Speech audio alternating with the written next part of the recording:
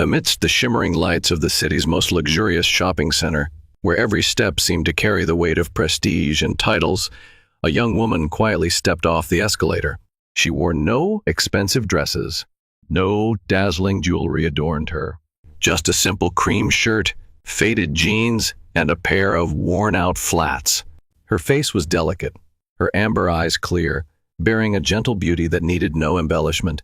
But because of that plain appearance, she became the subject of mockery by the staff at a luxury jade boutique, was coldly asked to leave by the manager, and became the butt of the laughter of a group of haughty rich socialites. It seemed she would bow her head and leave, drowning in humiliation. But at that very moment, the glass doors swung open, and the man who walked in changed everything. He wasn't just any man. He was the true owner of the entire chain of luxury jade boutiques. These people were so desperately trying to flatter. His gaze burned with fire. His steps carried the power of a gathering storm, and with just one look, the entire world that had once looked down on her collapsed. Autumn sunlight gently poured through the massive glass walls of the Galleria Crown Mall, where each step echoed against pristine marble floors like an endless symphony of opulence. Beneath the dazzling crystal chandeliers, figures in tailored suits and flowing designer dresses glided past one another, leaving a trail of expensive perfumes and chilling ambition in the air.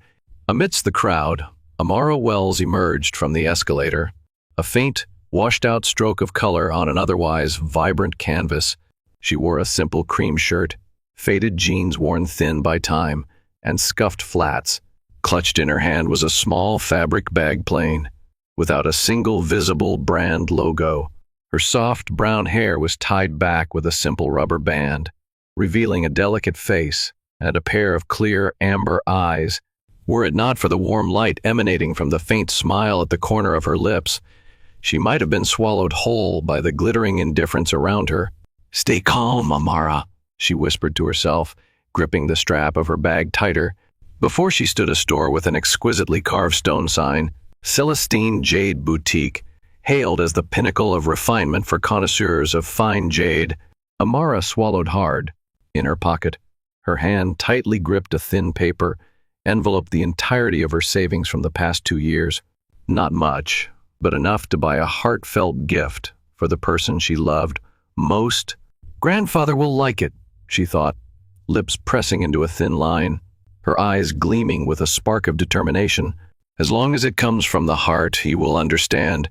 Her grandfather, Benjamin Wells, the man who had single-handedly raised her, who had always taught her, the value of a gift doesn't lie in its price. It lies in the heart of the giver. That thought became a quiet source of strength, pushing Amara toward the transparent glass doors. Inside Celestine Jade Boutique, the atmosphere was as still and reverent as a temple for devotees of perfection. Cool white lights illuminated the transparent display cases, where jade jewelry from necklaces and bracelets to intricately carved miniatures glimmered as if holding their own light. A faint hint of incense lingered in the air, so subtle it seemed almost tangible. Amara paused on the threshold, taking a deep breath. A vague fear crept into her chest. In her simple attire, did she truly belong here? "It's okay," she murmured, offering herself a tiny encouragement. "Grandfather deserves the best, and I have every right to be here as much as anyone else." Lifting her chin slightly, Amara stepped through the doorway. Her light footsteps were swallowed by the thick carpet, leaving no sound. Several sales staff dressed in dark suits, golden-trimmed badges pinned to their chests, glanced at her from behind the counters. Their gazes weren't overtly hostile, but they carried a coolness thick enough that Amara could feel it like an invisible wall. Deep within her, an old whisper stirred. "I don't belong in this world." Amara shook her head slightly, dispelling the thought. She wasn't here for their approval. She was here for love. At that moment, a middle-aged man with neatly combed hair and a sharply tailored black suit approached. The nameplate on his chest gleamed. Andrew Price, store manager. "Good afternoon, miss," Andrew greeted with a polished but glass-cold smile. "How may I assist you?" His voice was sweet, but his eyes flickered quickly over her from her simple hair tie to her worn-out flats and plain canvas bag. Amara felt that sharp gaze, like invisible needles pricking her skin. "Stay calm," she reminded herself. "You're here for your own reasons. No one has the right to judge you," she returned, a small, polite smile. "I'm looking for a jade bracelet," she said softly, "preferably with some carved designs. It's a birthday gift for my grandfather." Andrew raised one eyebrow, a glint of skepticism flashing in his eye, but he quickly masked it with a professionally courteous expression, gesturing for her to follow. "Of course, miss, we have some exceptional pieces for such special occasions." He elongated the word exceptional, subtly emphasizing the distance between the exceptional products and the unfitting girl standing before him.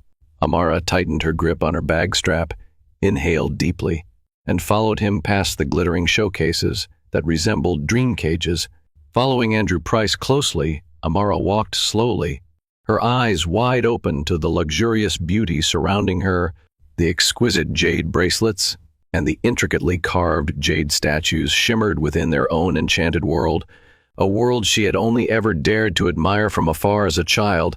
Andrew led her to the central area, where the most valuable pieces were displayed, from white gold encased bracelets to meticulously crafted jade necklaces, to tiny statues sculpted with astonishing finesse. He stopped before a gleaming glass case and deftly pulled out a small set of keys, unlocking it with a flourish that bordered on ostentation.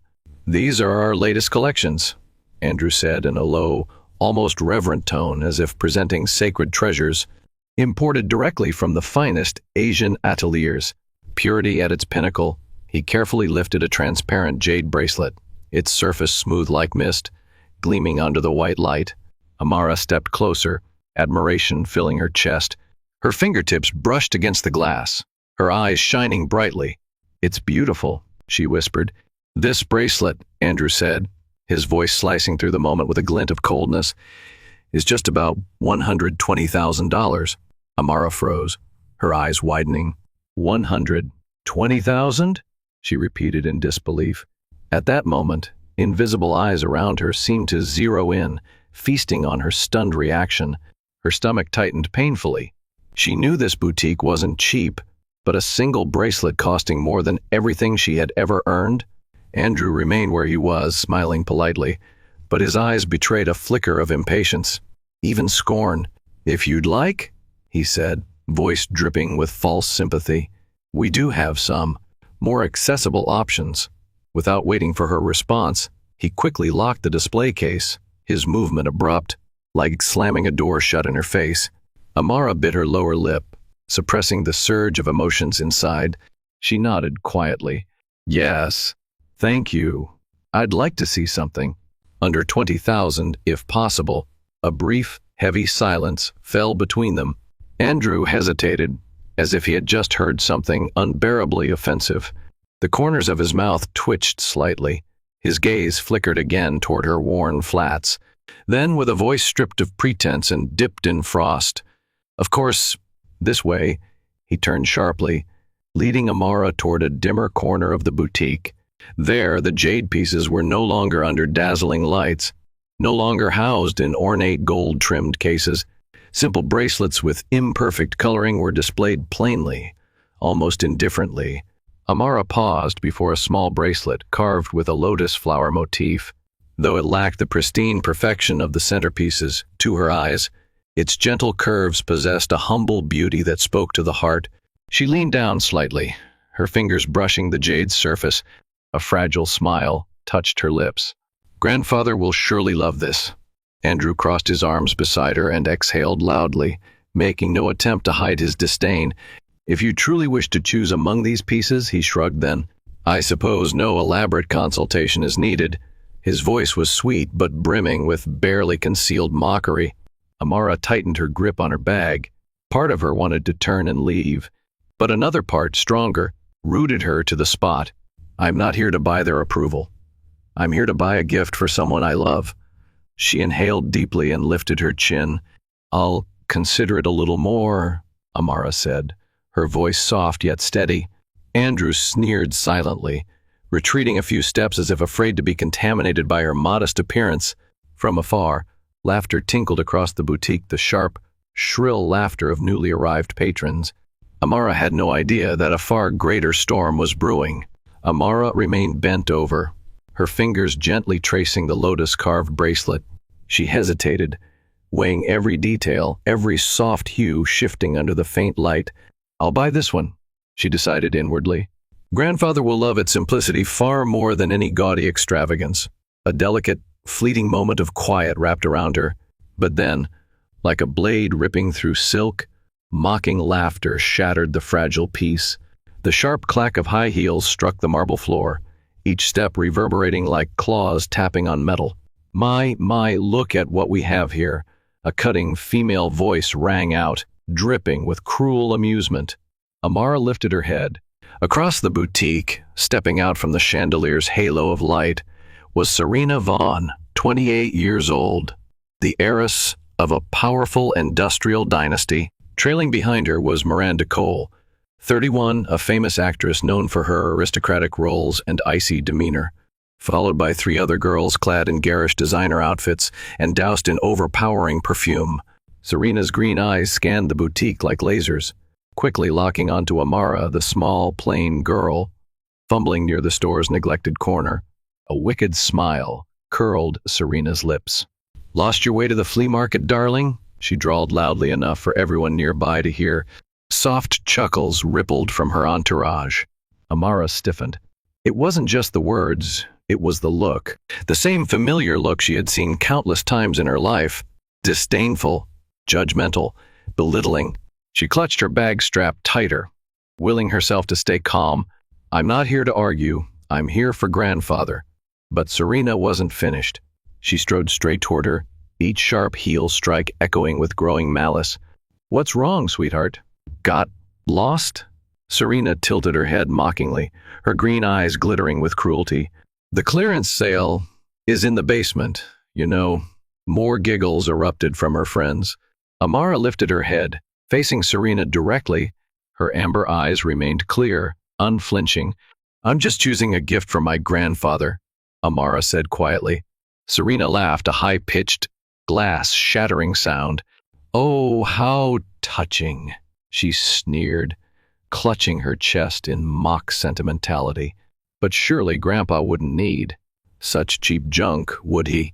At that moment, Andrew Price, noticing Serena's arrival, quickly scurried back over. At the sight of these high-status customers, his demeanor flipped instantly. "Miss Vaughn, Miss Cole," Andrew gushed, bowing obsequiously. "We just received a new shipment of premium jade pieces. Please, allow me to show you." He brushed past Amara as though she didn't exist, pouring all his servile attention onto Serena's group. Another staff member hurried over with a tray laden with glittering jade pieces, sparkling under the boutique's chandeliers. Serena lazily ran her fingers over a luxurious bracelet, then glanced sideways at Amara. "Such exquisite jade," she said loudly, her voice oozing with faux admiration. "Reserved for those who are worthy." Amara stood silently, her hand still resting lightly on the simple lotus bracelet. A flush rose up her neck, burning hot, but she stayed rooted. "I don't need their approval. My love for grandfather is priceless," she breathed out quietly, preparing to finalize her purchase. But Serena wasn't ready to let her go so easily. "If you're short on cash," Serena said in a mock whisper, loud enough to be heard, "I'm sure Miss Cole here could scrape together some spare change for you." Miranda Cole simply smirked coldly, saying nothing, her silence as cutting as any insult. More snickering rippled through the boutique, colder and sharper this time. From across the boutique, Amara caught a glimpse of a young salesgirl, Ella, wearing a discreet name tag. In Ella's gaze, Amara saw something rare, silent empathy, a flicker of reluctant sadness. In that fleeting connection, Amara found strength. "I have nothing to be ashamed of. I've done nothing wrong." She inhaled deeply and turned to face Serena and her entourage. She said nothing. No retorts. No anger. Just stood there, spine straight, her clear gaze unwavering, a small, steady candle flickering against the oncoming storm. And somehow, that unspoken dignity made Serena falter for a split second, a small, almost imperceptible crack in her carefully curated facade. The atmosphere inside Celestine Jade Boutique thickened, electric with tension. Amara remained motionless, dwarfed by glittering showcases, yet unbowed. Sensing the shift, Serena's frustration mounted. To someone like her, calmness in the face of mockery was the ultimate defiance, something she could neither tolerate nor understand. "Hey," Serena called out, stalking closer, the folds of her designer dress swirling around her expensive heels. "Why are you still here?" Her voice sharpened, no longer playful but edged with real venom. "If you can't afford anything, then get out. Let the store serve real customers." Behind her, her friends' mocking giggles swelled like vultures circling above. Amara bit her lower lip. She could feel the stares of the staff, embarrassed, indifferent, even a few enjoying the scene. No one spoke up. No one intervened. Andrew Price stepped closer, arms crossed, his voice dropping to a stony, formal tone. "Miss," he said stiffly, "if you're not planning to purchase our premium merchandise, perhaps you should consider shopping elsewhere. We prioritize serving our VIP clientele." Amara felt as if a bucket of cold water had been dumped over her. "CIPs, I'm not a VIP. But I'm not a beggar either." Her heart pounded violently. Her hand trembled as she clutched her bag. I would like to buy this bracelet," Amara said quietly but firmly, pointing to the simple lotus-carved piece. Ella immediately bent down, fumbling slightly as she unlocked the case with trembling fingers. But before Ella could retrieve it, Andrew raised a hand to stop her. "Hold on," he said coldly. "You know, we're about to pull those lower-end items from the display. They don't fit the boutique's image anymore." Serena burst into peals of laughter. "Did you hear that?" she cackled. "Even their cheap stuff isn't good enough for you." More cruel laughter echoed, slicing through the boutique like icy blades. Amara felt her cheeks flush with heat. Each mocking laugh was like a whip lashing at her pride. She could turn around and leave. She could burst into tears. She could scream back at them. But instead, she did something else. At that moment, she thought of her grandfather, of the countless days spent together in their little wooden house, of the lessons he'd taught her about dignity, about kindness, lessons he had lived by every day of his life. A quiet, steady warmth rose in her chest, pushing back against the shame clawing at her. Amara inhaled deeply, let go of her bag strap, stood up straight, and said with a voice both gentle and unyielding, "I still want to buy this bracelet. No matter how simple it is, it holds meaning for the one I love." Her words, soft as they were, rang out like a bell in the heavy silence. No one laughed. No one dared speak. Serena's lips pressed into a thin line, her eyes narrowing. Andrew Price's face twisted in barely suppressed irritation, but he had no grounds to refuse. He jerked his chin at Ella, signaling her to proceed. Ella bowed her head, hands trembling slightly as she unlocked the case and retrieved the simple bracelet, placing it carefully on a velvet tray. Amara gazed at the modest piece as if it were a treasure beyond price, because to her it was. Andrew clasped his hands behind his back and said brusquely, "If you wish to pay, please do so promptly. We are busy serving other valued customers." His tone made it clear. Her presence was an inconvenience. Amara nodded silently and pulled out her wallet. She carefully unfolded crisp bills, her hard-earned savings, and retrieved a debit card. Placing both neatly on the counter, Andrew glanced at them with a disdainful sneer. "Let's hope your card doesn't get declined," he muttered under his breath, not bothering to hide his contempt. Another ripple of cruel laughter spread behind her. Amara clenched her hand tightly. Her heart pounded so hard she thought it might break free from her chest. "It's okay. I'm doing the right thing. I don't need their approval." She lifted her chin, silently handing the card to Andrew. Just one more step. Just a little longer. She had no idea that within seconds, the entire world of those mocking her would come crashing down. The payment terminal beeped coldly as Andrew swiped Amara's card. He stared at the machine, his lips curving upward slightly, as if awaiting a delightful little disaster the moment the plain girl would be publicly humiliated by a declined transaction. Amara stood frozen, her palms slick with sweat. Please, just let it go through. Her heart raced, thundering painfully in her chest. The machine let out a long, sharp beep. Payment approved. The confirmation screen blinked in green, and a receipt started printing out. Andrew Price's face twisted for a second, a flicker of pure disappointment flashing across his eyes before he quickly masked it. "Congratulations," he said sarcastically, "for purchasing the cheapest item in the entire store." Behind her, the girls tittered again, their laughter metallic and cruel. Amara reached out and took the small paper bag containing the bracelet. Her hand trembled slightly, not from shame, but from overwhelming emotion. "I did it. A gift for grandfather bought with my own hands." She tightened her grip on the bag, preparing to turn and leave. But just as she stretched her hand toward the boutique's grand glass door, the door suddenly swung open, not from her push. From the outside, a sudden gust of cold air swept in, and along with it stepped a man who tore apart the heavy atmosphere with his mere presence. He was tall, broad-shouldered, clad in a perfectly tailored charcoal gray suit. A crisp white shirt peeked from underneath, its top button casually undone, exuding an effortless elegance that could not be faked. The golden twilight cast a soft halo around his neat hair, highlighting a sharply chiseled face with dark, piercing eyes that seemed to strip away all pretenses and masks. His steps were slow and steady, each one sending invisible shockwaves across the marble floor. Immediately, two black-suited bodyguards flanked him, earpieces glinting subtly under the chandeliers. All whispering ceased. Every mocking smirk froze. Serena Vaughn stopped laughing. Miranda Cole stopped breathing. Andrew Price stood as stiff as a wax figure. The entire boutique fell deathly silent. Amara froze in place. She knew that silhouette. She knew that walk.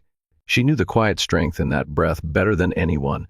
Damien Wells, her husband. The man who stood atop the Langston Wells Group, a titan overseeing dozens of corporations, hundreds of luxury brands, and an empire that made even the boldest tremble. Damien's gaze swept the boutique once, and then locked onto Amara. He saw the small figure, clutching the little paper bag, standing alone in a sea of hostile stares. Just one glance, one breath. His entire frame tensed like a coiled predator. The chill in his eyes dropped the boutique's temperature by several degrees. Damien strode forward. He didn't look at anyone else. He didn't slow down. It was as if no one else in the world existed but her.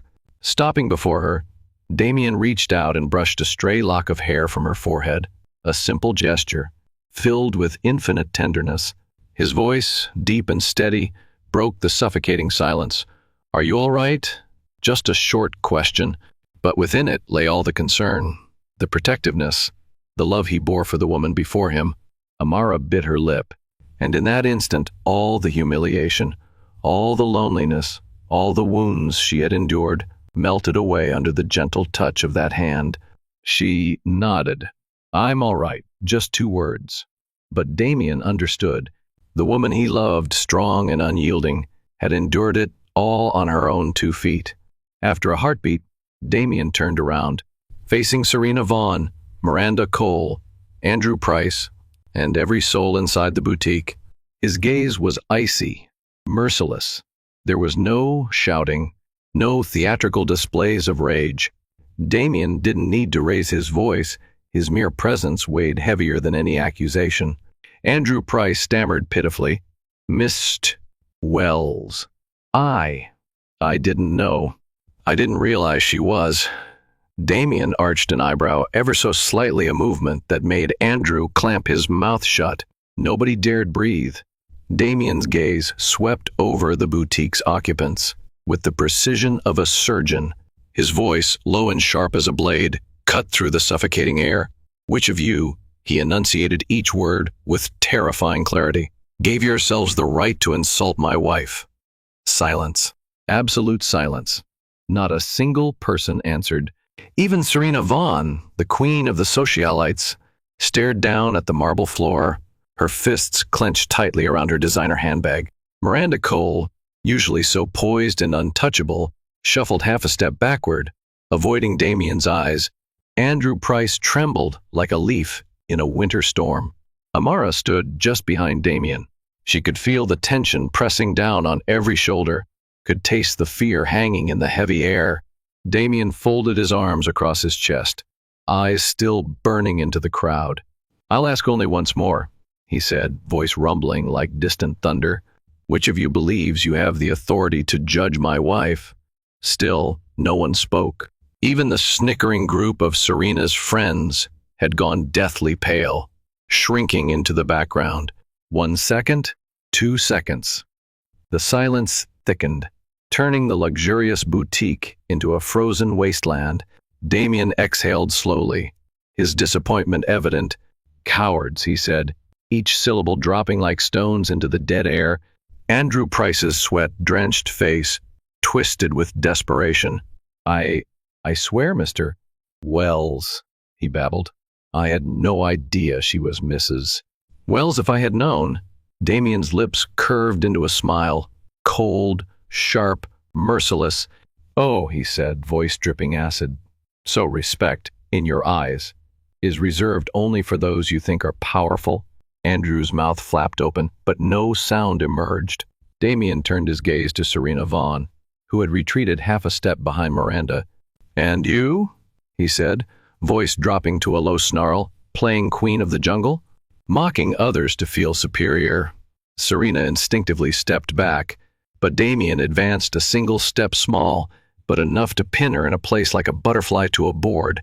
"You'll soon learn," he continued, voice still deathly calm, "that no one remembers the wolf that howled with the pack, only the one who stood alone against it." His words struck the boutique like hammer blows.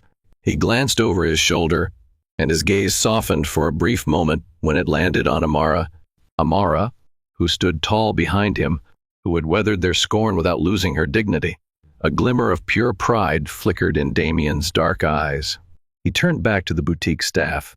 His voice regained its iron edge. "From this moment on, Celestine Jade Boutique will enforce stricter customer service protocols. Any act of discrimination, no matter how small, will result in immediate dismissal." Andrew Price staggered as if physically struck, his face turning a sickly shade of gray. "And you?" Damien fixed his gaze firmly on Andrew. "Pack your things. You're done." The words rang out sharp and final, like a sword severing a noose. The boutique remained deathly silent. Andrew's knees almost buckled. He opened his mouth again, perhaps to beg, but Damien had already turned his back, dismissing him without a second glance. Serena Vaughn stood frozen, her lips bloodless, her body trembling. Miranda Cole, normally so poised, quietly edged away into the gathering crowd, trying to disappear. Amara tightened her grip on the small paper bag in her hand. She felt no gloating satisfaction, no thirst for revenge, only a deep, powerful sense of freedom, like a fresh breeze sweeping away all the dust and grime left by their contempt. She had fought for her dignity, and now truth was doing the rest. No laughter, no mocking glances, only bowed heads and a heavy, shamed silence. Damien crossed the boutique floor without another word. He stopped in front of Amara. He extended his hand toward her, silent, open, waiting. Amara looked up at him. In his outstretched hand she saw everything: strength, respect, unwavering support. She placed her hand in his, their fingers intertwined, firm and sure. Together, they walked toward the boutique's doors. They held their heads high. Behind them, the once mocking spectators shrank into irrelevance. The grand glass doors of Celestine Jade Boutique swung shut softly behind them, but inside, the echoes of what had transpired lingered like a storm's aftermath. Inside the boutique, nobody spoke. Nobody dared move. Only the thick, suffocating silence remained, hanging over the glittering showcases like a heavy mist. Serena Vaughn stood frozen by the display counter, her mind spinning in disbelief. Miranda Cole, always cold and untouchable, tightened her lips into a thin, bitter line, her eyes darkening with something between anger and shame. Andrew Price wiped the sweat pouring down his temples with trembling hands, too humiliated to even lift his gaze. And then, like wildfire, whispers began to spread. Her husband is Damian Wells, chairman of Langston Wells Group. Point E owns the entire Celestine jade chain. She's Mrs. Wells. Shock rippled through the boutique like an earthquake. The same people who had scoffed at Amara as a nobody now realized that the plain, gentle woman they had mocked so viciously stood far beyond the glittering brands they clung to for their own sense of worth. Serena clenched her fist so tightly that her nails dug into her palms, drawing blood, but she barely noticed. "This can't be happening," she whispered, staring wide-eyed at the door where Amara and Damien had disappeared. Miranda Cole turned to her, her voice flat and cold. "We brought this on ourselves." A harsh, bitter truth. At the payment counter, Ella, the young salesgirl who had been the only one to show Amara kindness, stood silently, her heart thudding in her chest, not from fear, but from an overwhelming sense of pride. She taught us all a lesson today, Ella thought, blinking back the sudden sting in her eyes. A lesson not through grand speeches or shouting, but through quiet strength, through unwavering dignity, through the simple truth that a person's worth is never measured by the labels they wear, but by the heart they carry inside. Outside, the autumn sun cast golden beams across the wide marble corridors of the Galleria Crown. Amara tightened her grip on Damien's hand. She could feel the strength radiating from him, the silent promise that she would never have to face the world alone again. Damien glanced at her, his eyes soft with an emotion deeper than words. "Proud of you," he murmured. Only 4 words, but they carried more weight than all the applause, all the empty praises she had ever heard. Amara smiled, a soft, fleeting smile more radiant than any diamond under the boutique's chandeliers. "Proud of myself," she thought, and that, above all, was the greatest victory. Not titles, not recognition, not the fear she had overcome, but the knowledge that she had stood tall, that she had not let the world steal her light. Amara and Damien walked together through the soaring halls of the mall, bathed in the warm, honeyed glow of the setting sun.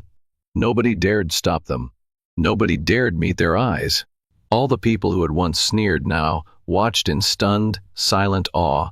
In her hand, the small paper bag containing the jade bracelet felt heavier than before, not because of its material weight, but because of everything it represented. Her memories, her dignity, her love. Damien walked beside her, steady and unwavering, his fingers laced through hers, squeezing gently as if to say, "You'll never have to face them alone again." Together they stepped outside. The autumn breeze lifted strands of Amara's hair, brushing it against her cheeks. She tilted her head back and gazed at the sky, painted with hues of pink and gold, the soft, forgiving colors of a world that, despite its cruelties, still held beauty. Damien stopped and turned to face her. He reached out, cupping her face gently in his hands. "I'm sorry," he whispered, his voice thick with emotion. "I'm sorry I wasn't there sooner." Amara shook her head. A single tear slid down her cheek, clear, sparkling, pure, not a tear of hurt, a tear of release. "No," she whispered back, her voice soft as the wind. "You gave me the strength to stand on my own." Damien's hands tightened slightly against her cheeks, his eyes burning with pride. In that moment, standing there amidst the bustle of a world too busy to notice their triumph, it didn't matter who they were or what they owned. They were simply 2 souls who had found each other and had chosen to stand together. Amara's smile widened, shining through her tears. "I don't need anyone's approval," she said quietly, "as long as I can hold my head high and be proud of who I am." Damien nodded, the faintest smile breaking through his usually stoic features. "And I'll always stand with you," he said. "Even if the whole world turns away, I'll still be here."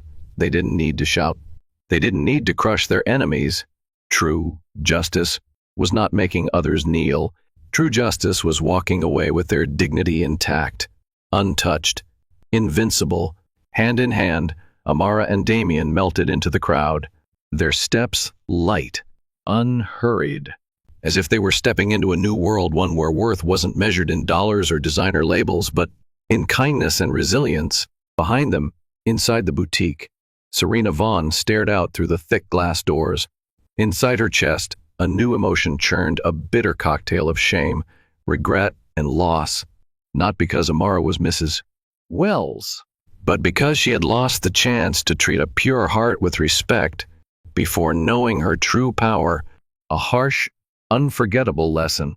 The sky above deepened into a rich shade of twilight, but within Amara's heart, a brilliant light burned brighter than ever, a light no cruelty could extinguish, a pride no mockery could touch, a victory not marked by triumph over others, but by the unwavering, quiet triumph of remaining true to herself